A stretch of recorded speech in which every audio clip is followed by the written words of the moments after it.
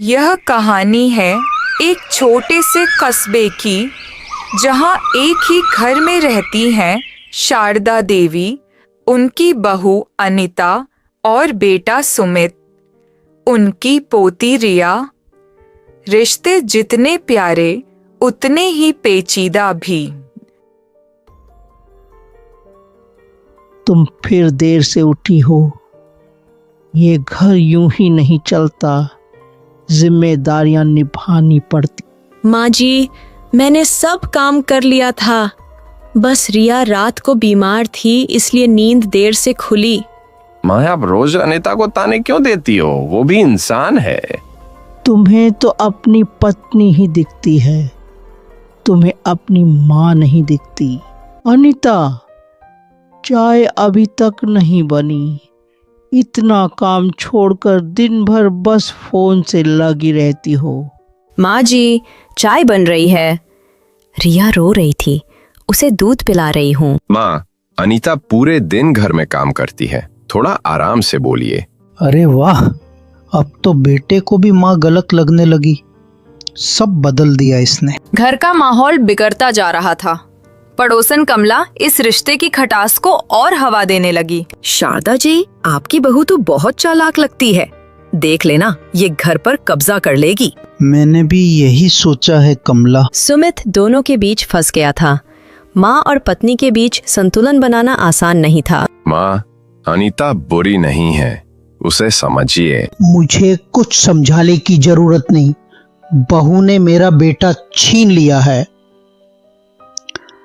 सुमित, मैं कभी माँ जी के खिलाफ नहीं बोलती, पर ये मुझे कभी अपनाती ही नहीं। दिन गुजरते गए और रिश्तों की दरार गहरी होती गई। छोटी छोटी बातों पर झगड़े होने लगे। तुमने दाल में नमक क्यों ज्यादा डाल दिया? माँ जी, गलती से हो गया। गलती बहू होकर तुम सिर्फ गलती ही करती हो। पापा, घर में इतना शोर क्यों है? रिया बेटा, सब ठीक हो जाएगा। अनीता रोज मंदिर जाकर भगवान से दुआ मांगती थी कि उसका परिवार फिर से एक हो जाए। हे भगवान, मुझे सहन शक्ति दो।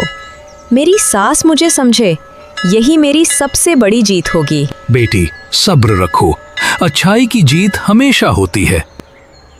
एक दिन अचानक शारदा देवी बीमार पड़ गईं। तब सच्चाई सामने आई।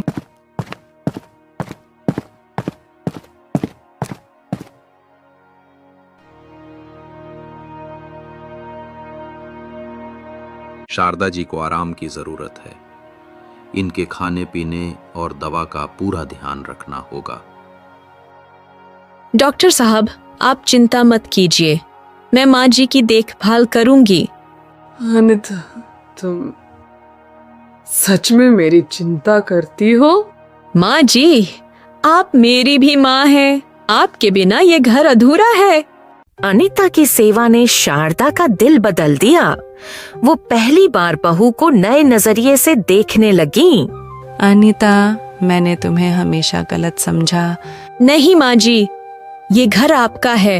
मैं तो बस आपकी छाया में रहना चाहती हूँ। कमला पड़ोसन को जब शारदा ने डांटा तब असली भलाई सामने आई। शारदा जी, अब भी सावधान रहिए बहू से। कमला, आज से हमारे घर के मामलों में दखल मत देना। अनीता मेरी बहू नहीं, मेरी बेटी है।